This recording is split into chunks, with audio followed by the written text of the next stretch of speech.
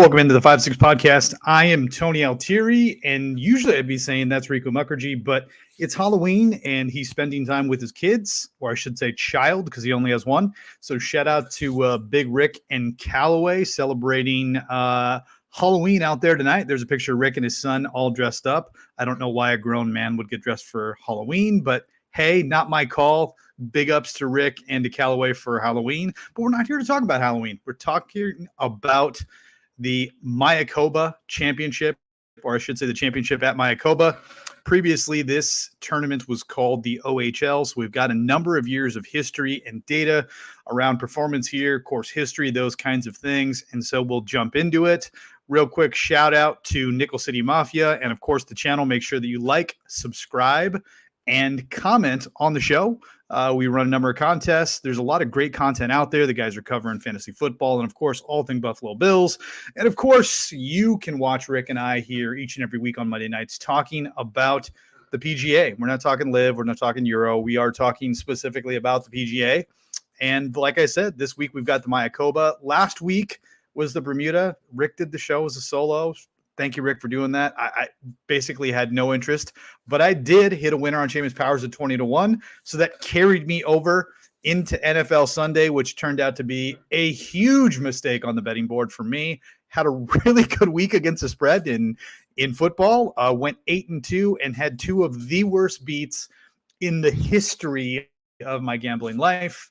Watching the Carolina Panthers hit a Hail Mary to send a game into overtime, which ultimately the Falcons won, kicking a field goal to win by 3 points. I had the Falcons in 3.5. That cost me two separate parlays that would have cashed very nicely. But after the Seamus Powers win, took some of those monies, parlayed it into the Sunday night and the Monday night game, knowing that the Cleveland Browns would win this game. You know what? I know this isn't a show about football betting and spreads, but sometimes I just like to lament on, I guess, the frustration that I have with checking the numbers and doing all of the things that I do on a daily and weekly basis, and then still having absolutely god-awful results because of insane things that happen. So I took the parlay. So just ride with me for a minute here. And again, if you're watching this show live, which there is no one watching it live right now, so if you're watching this retrospectively on a Monday, a Tuesday, or Wednesday, trying to figure out who you're going to play, just use the little time code things down there and fast forward to the part where I'm not talking about football. Anyways, take the Cleveland Browns, 4-0 against the Bengals the last 2 years. It's in Cleveland. They're 3-point dogs at home. Knew they would cover. Not an issue. First leg of the parlay. I figure that's an easy win on Monday night. And an even easier win is the best team in football, Buffalo Bills, plus 10.5 against the hapless, depleted Green Bay Packers. And of course, what happens in the Discord, if you're signed up for the Discord, shout out those who are. And if you're not, again, go down into the comments there and find the link for the Discord, because we're constantly talking about plays, about bets, about things happening with golf, Buffalo Bills, fantasy football. All of that stuff is actively happening in the Discord. So I highly recommend that you guys join the Discord, continue the conversation. It's like the best version of a group text message that you will ever have in your life. Huge fan of Discord, so go do that. Anyways, in the Discord, I could absolutely feel what was going to happen on Sunday night. The Bills were up big going, or I should say coming out of the half, and the Packers looked basically unstoppable on the ground. They could throw the ball because the Bills were sitting back in cover 2, cover 3, rushing 4 guys, giving Aaron Rodgers time to work the field and for those god-awful rookie terrible receivers to get open. And so what do? They score a touchdown with, 4 minutes left in the game. I called it in the Discord at the beginning of the drive. I knew this would friggin' happen. And of course, they score a touchdown, kick the extra point, and the rest is history. The Bills kind of milk the clock. The Packers go down, try and kick a field goal. They miss. Game ends. Bills win by 10. I lose my parlay by half a point. And that is why I only gamble with money that is not important to me, because the NFL is absolutely terrible. But we're not here to talk about the NFL. We're here to talk about the MAYAKOBA Championship. So let's jump into that this week. We are in Mexico, and of course, this is AKA the Victor Hovland Classic. He's won the last 2 iterations of this event. And it's because this course is not a long course. It also places a premium on finding the fairway, and Viktor Hovland is the king of finding the fairway and also putting the ball out there quite a long way, as he's done that the last 2 years. The other things that this course provides is it doesn't put a massive premium on distance because it is a shorter course. And then, of course, it has very, very slow greens, and it's easy, relatively easy versus other courses on tour to chip around the greens. And Viktor Hovland is absolutely the worst player around the greens in the PGA. But of course, he's won here twice because it doesn't matter at this course. It really doesn't. Even if you miss the greens, it's easy to get up and down, but you got to score. This is the kind of event we're going to have to be in the low 20s if you want to win here. So Viktor Hovland is last year's champion. He's 2 years in a row. Other guys here, Brendan Todd, Matt Kuchar, Patton Kizzire. It's not an all-star list of lineups in terms of guys who've won this tournament before, but guess what? It doesn't matter. Anybody can win here because it is a short, easy course. So let's jump into the tiers. At the top of the board, 10K, we've got Scotty Scheffler leading us off. Hovland in there at 11-2. Morikawa 10-6. Finau, Wise, and Horschel.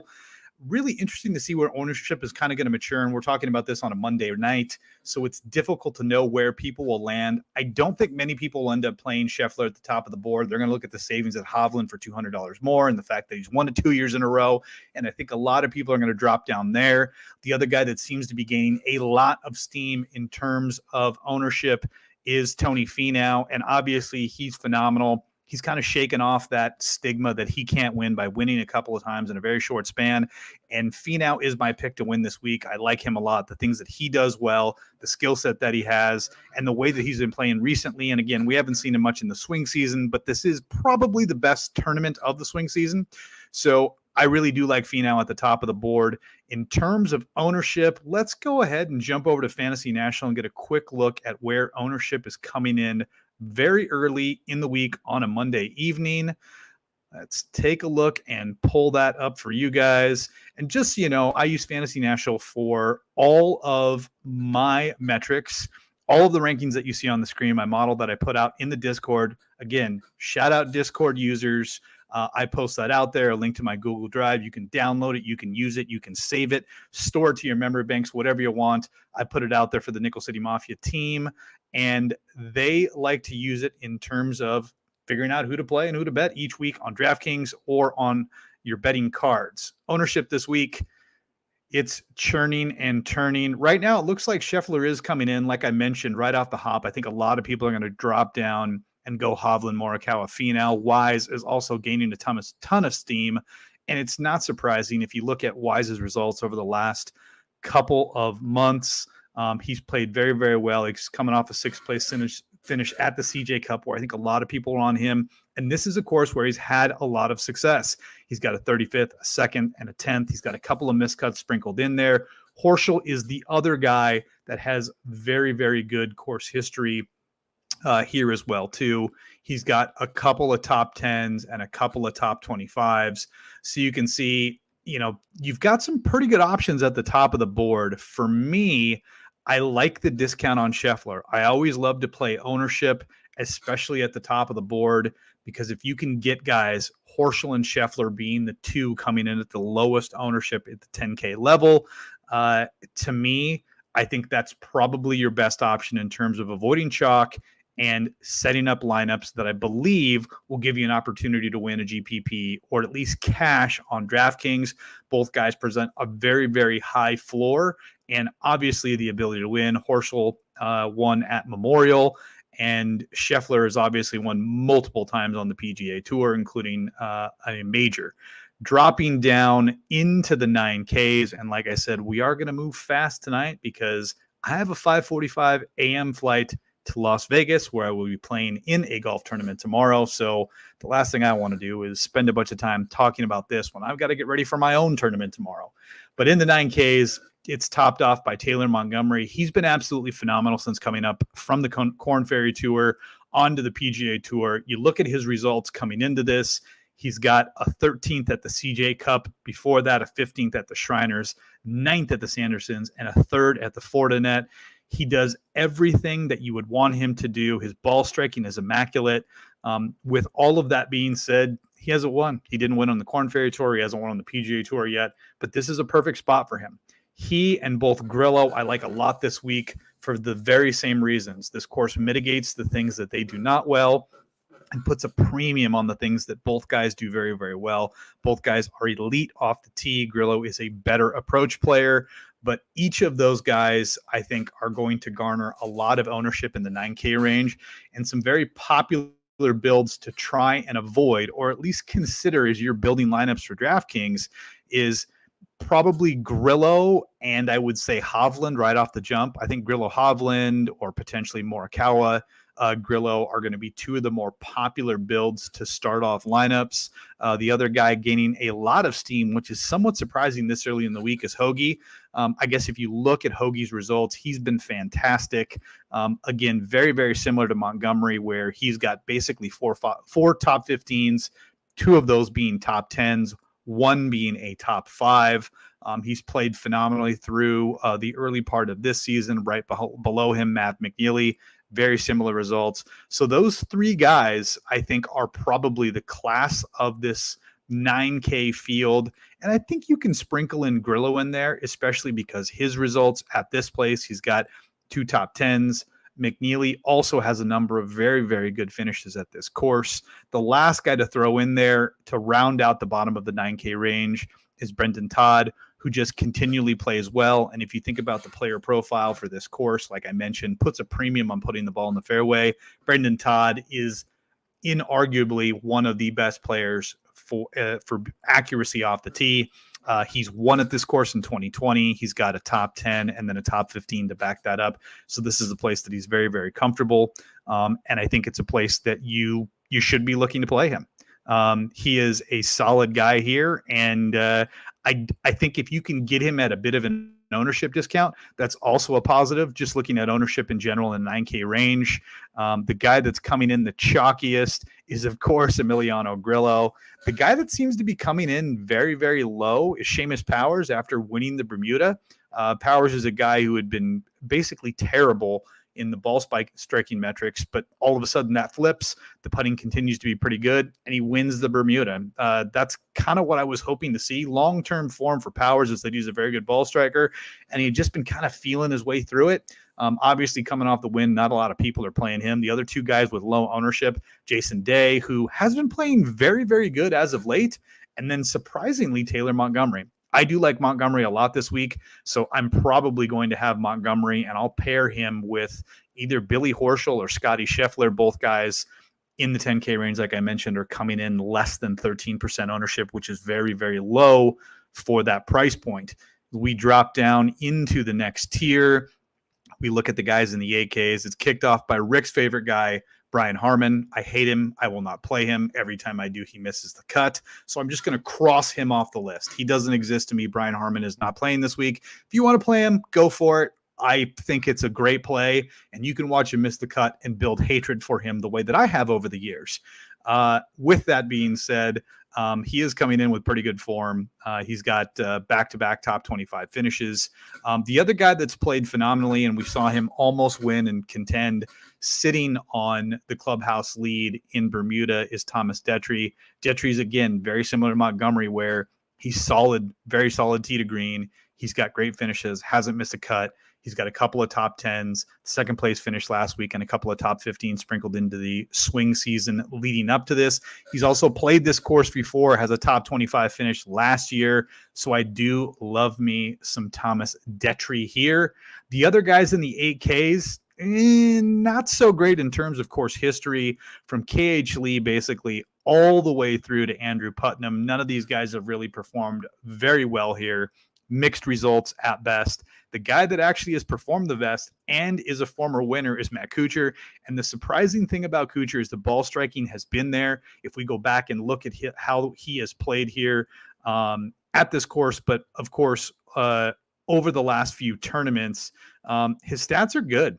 His driving has been very good. He's traditionally very good at finding fairways. What has been just god-awful has been the putting. And again, when we talk about a course that mitigates putting because these greens are slow, I believe they're Pas Palm. It's not a long course, so Old Man Cooch isn't going to get lapped by people, very similar to Brendan Todd. He's a viable option this week. I would not recommend that normally, but when you look at what the course demands and what Kuchar does, this is a place where he can have success. In terms of ownership, pretty surprisingly, Kuchar is coming in as one of the highest owned guys. And again, you look at the course history, it's probably not a surprise. Right above him, Andrew Putnam is very, very close. And then Russell Henley is also very popular. Detry and Harman are also right there. The guy coming in with no ownership is Alex Noren, and that is probably another good spot where you can find some leverage.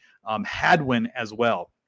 Hadwin, traditionally a very, very streaky putter, a guy that's very good on approach and finds fairways. So Hadwin at 4%, if you can get him sub 6-7% in this field, I think that's a no-brainer versus guys like Putnam.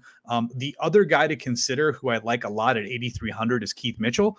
Mitchell is coming in at basically 6% ownership, and he's a rare combination of accurate off the tee and also has quite a bit of distance. He's the only guy other than one other player who I've never heard of before who is inside the top 15, both in accuracy and driving distance. So Keith Mitchell and Adam Hadwin, I both like a lot in terms of getting some ownership leverage. I also believe that both of those guys provide a lot of made cut equity.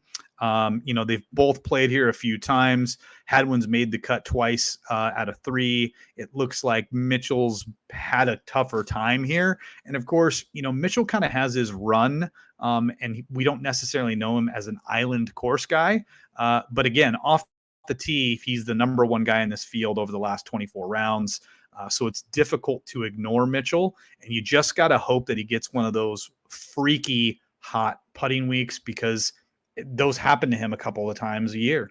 But I do like both Mitchell and Hadwin here, strictly from an ownership play, because they are coming in at less than half of the ownership of a number of the other guys in this area. The other thing in terms of building, when you talk about guys here and where ownership is kind of going to pool, my inclination, just looking at the stats up front, is a lot of people are going to end up going 10K guy, 9K guy, 8K guy, and building that way, that laddered, staggered approach.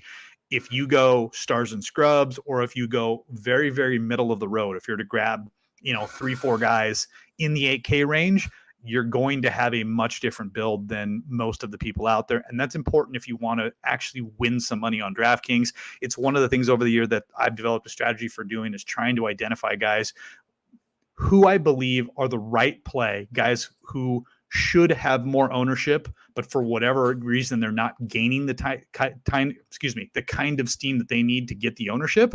And for whatever reason, nobody's playing them that week. Those are the guys you need to try to find, because those are the difference between cashing and not cashing on DraftKings. So Detry coming in at 14-15% ownership this week. It's probably an easy pass for me, even though he is playing very, very well. I'll drop down to guys like Noren, Mitchell, or Hadwin, and avoid Kuchar altogether, and Putnam, because those guys are just coming in so heavily owned. And you just got to hope that those guys don't have a hot week, or that those guys tend to fall away. And if we look at the way that chalk performs, especially chalk in the 8s and 7Ks, you're just not going to get the same kind of consistency you get from guys in the 9 and 10Ks. So if you're going to eat chalk, do it up top, and avoid the chalk here in the 8 and 7Ks. Speaking of the 7Ks, let's drop down into this range. So here's the thing. When you start looking at the stats for the guys down in the $7,000 range, there are some guys that stick out. Patrick Rogers has been playing very, very well. He's got middling history here. Harris English is another guy who has started to flash form. He's got a top 10, a miscut, a couple other made cuts, but 2 top 5s in 2021 and 2020 here at Mayakoba. Again, traditionally, Harris English has been an off-the-tee guy. That's not been him as he's come back. But his ability to hit fairways historically have been why he's had success here. Dropping down a little bit farther at the 7,500 range, JT Poston has played well at this course, and Adam Long. Adam Long is gaining a ton of steam, and I think he's going to be very popular for a lot of good reasons. He's made 3 or 4 cuts in a row, and he's got 3 top 25 finishes, 2 of those being a 3rd and a 2nd place finish here in 21 and 20. So Adam Long is going to be uberly popular this week, and a chalky Adam Long is an easy pass for me. Other guys that are gaining some steam and guys that you should be looking at: JJ Spawn playing well, 4 made cuts, couple of top 25s coming in. He's made the cut here 4 out of 5 years with a top 5 finish. Joel Dahman right below him, again, one of the best guys on the PGA Tour for finding the fairway, made the cut here 5 years in a row, 3 top 25 finishes, a top 10 finish. Dahman is probably going to be pretty chalky considering where he's come in. And as we kind of near the bottom of the 7K range, other guys to at least consider or think about: Russell Knox traditionally fits the build for the guys that we've been mentioning. Nick Taylor is another guy. Again, not very long, accurate off the tee, coming in with pretty good form, and presents a lot of value at $7,000 at the flat min. Other than that, I don't know if there's a lot else that I like in terms of ownership, where ownership is coming in on a Monday night in the $7,000 range. As we drop down and look at a couple of guys here, let me pull it back up on Fantasy National, and I'll give you a quick rundown of how ownership is looking. All right, so in the $7,000 range, the clear-cut favorite that everybody seems to be pulling around right now is Joel Dahman and Hayden Buckley. Buckley, again, another guy who possesses a very rare combination of accuracy and distance off the tee. Both things are at a premium this week, but both guys are coming in at 14% ownership. Right behind them, who I mentioned, Adam Long, at about 13% ownership. And again, these numbers are projected, and they could change as we get closer to lock, but just giving you guys an idea of where people are kind of building and putting guys in the lineups. Poston, 4.6%. Again, he's been kind of hit and miss in the swing season, but again, a guy who's had some success here. Nick Hardy, who I mentioned, he's coming in at about 8%. So there's some options down here where you don't have to get uberly chalky in order to build lineups. Quite a few options here. One guy that's kind of a bit of interest to me is Francisco Molinari. I just don't know what he's been doing for the last, 6-8 months. We have no recent history for him, so the stats that we have him are pretty bad. And then, of course, he's only played this tournament once before in the last 5 years, and he missed the cut last year. So maybe Francisco's not a play. But again, when I think of long-term, what kind of player Francisco Molinari is, he finds fairways. He's a good ball striker, traditionally not a great putter.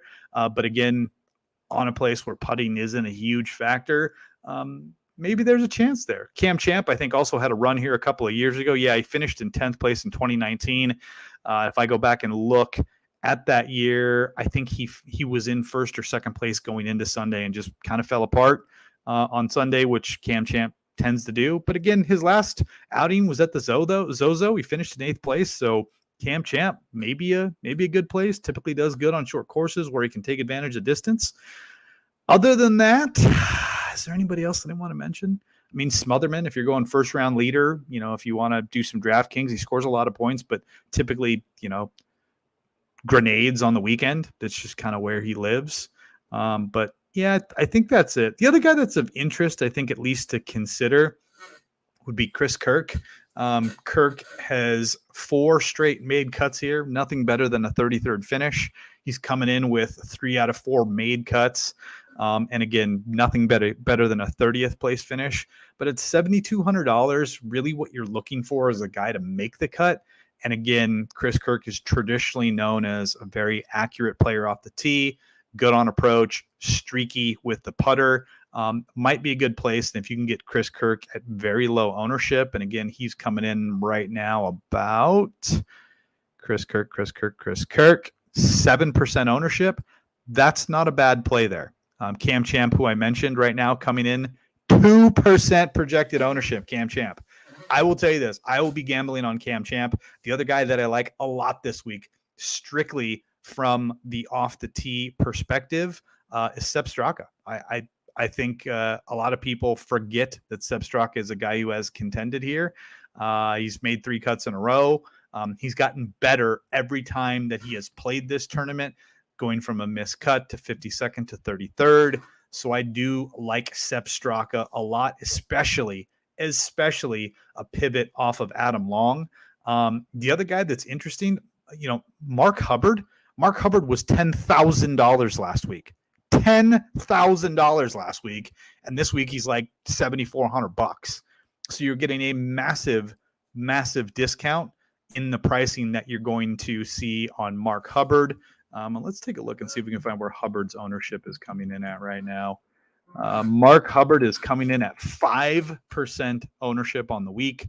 Again, it hasn't been the best for him. He started out really hot through the first three, the Shriners, Sandersons, and Fortnite. And then the Zozo was a 66. And then, of course, he kicked everyone squarely in the nuts at Bermuda by missing the cut last week.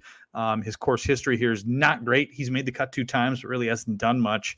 But again, Hubbard might be another guy to go back to. So again, just to recap, below 7,500, Straka, Hubbard, Molinari, Champ are the guys that I like. I love Dahlman, but he's coming in so chalky, and that's an easy pivot for me. You've got S.H. Kim, Rick's boy right below him, who has been playing very well, and then Chris Kirk at 7,200.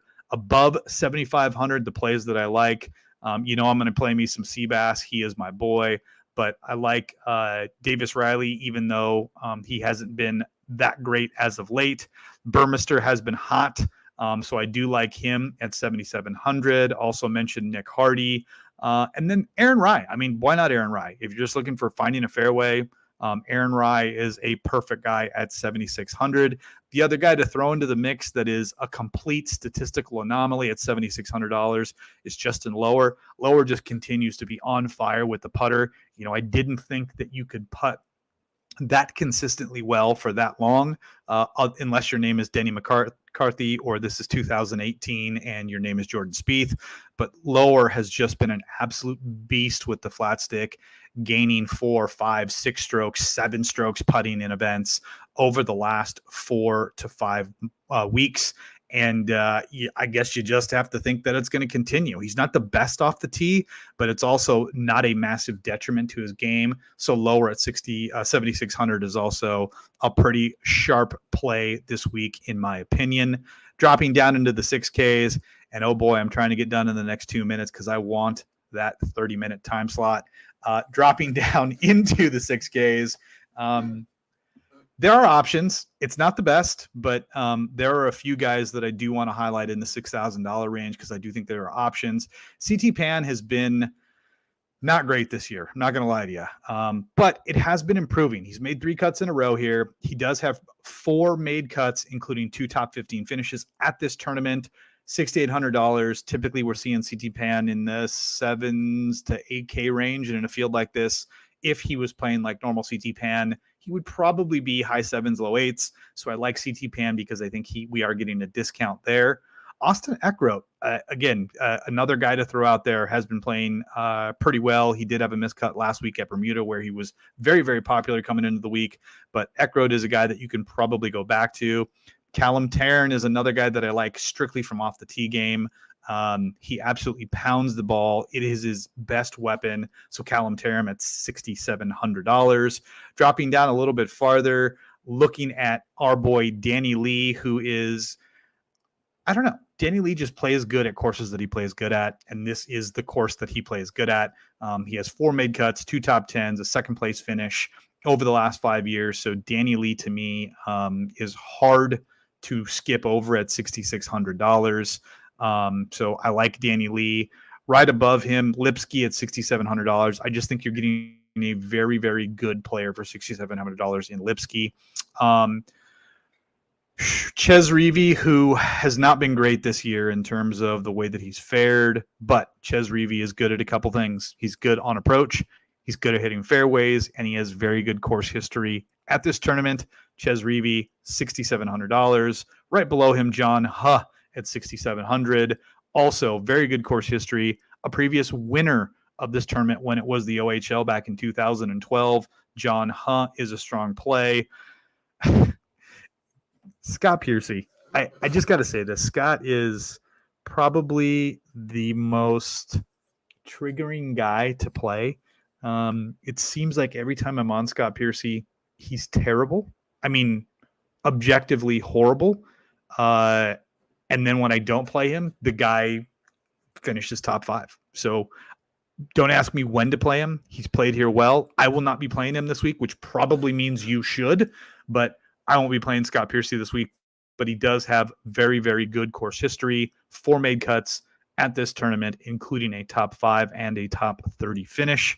Dropping down a little bit farther, T-Dunks, who missed the cut on the number. I liked Tyler Duncan a lot last week. I like him a lot again this week. One of the most accurate players. Also is a fairly good driver of the golf ball in terms of distance. So I like T-Dunks. He's got 5 straight made cuts at this event, despite the fact that his form is not the best. Dropping down a little bit lower below $6,500. Couple other names to throw out you here. Previous winner, Patton Kazire. He's made 5 cuts in a row here, including the first place finish. Over the last 5 years, he's at $6,300. David Ligmerth, we saw him pop last week. He finished in 11th place at the Bermuda. He's been flashing some signs that he's getting some game back. He was a name that was, prevalent a few years ago, but he's starting to come back. But David Ligmerth at 6,300. Ben Taylor is another name. I've been playing a lot of Ben Taylor. He's made 3 out of his last 4 cuts. He's got a top 25 finish. He's played this course before. Nothing great, miscut, and then a made cut. But Ben Taylor at 6,400. All you're asking the dude to do is make the weekend. So you could do worse than Ben Taylor there. And then dropping down flat min. I'll throw a name at you. I have no idea who he is. Armando Favela. He's played this course twice. Got a top 20 finish. 2019, he finished in 16th place. That's not bad. $6,000. And then, you've got a couple real golfers, in that range as well, too. Andrew Landry finished 7th place here last year. He's at 6,100. So there are a few names to look at. Our boy Duff Daddy, he's played this twice. 2 made cuts. He's been god-awful. So, buyer beware on that front. But other than that, I don't think there's a lot of other names. I don't think you need to dip down below $6,400. And like I mentioned, there are a number of options from 63 to 65 that I covered in this range and that I think are viable options for plays this week. But, you kind of dance with the devil if you're going to start playing guys down here in the 6Ks. It's the way it is. So, I think that's pretty much it. Shout out to Rick and Mike. We will be back again next week with another episode of the 5-6 podcast. The guys will also be doing some fantasy football stuff, I believe, on Wednesday nights. So check out Rick and Chris as they break down your daily fantasy and season-long fantasy football. I think that's going to do it for me. Good luck out there. Oh, Discord. I've only mentioned it 6 times. Make sure you sign up for the Discord. I have posted my betting card and my model, which is all of the stats and numbers that I've been referencing throughout the show. That is free to you. All you have to do is join the Discord, click the link, download the Excel file, sort it, build your lineups, do whatever you want. It's up to you. It's free. All you got to do is join the Discord. Remember to subscribe, and comment. It helps us out a long way. We've eclipsed 1,000 subscribers on the Nickel City Mafia channel. We're on the march to 2,000. We need you to do that. So make sure you subscribe, share with your friends. Hey, we can use it. Anyways, that's going to do it for me. Have a great night. Good luck this week at the Mayakoba. And hopefully we can hit a winner like we did last week with Seamus Powers. Good luck. Win a lot of money. And we will see you next week.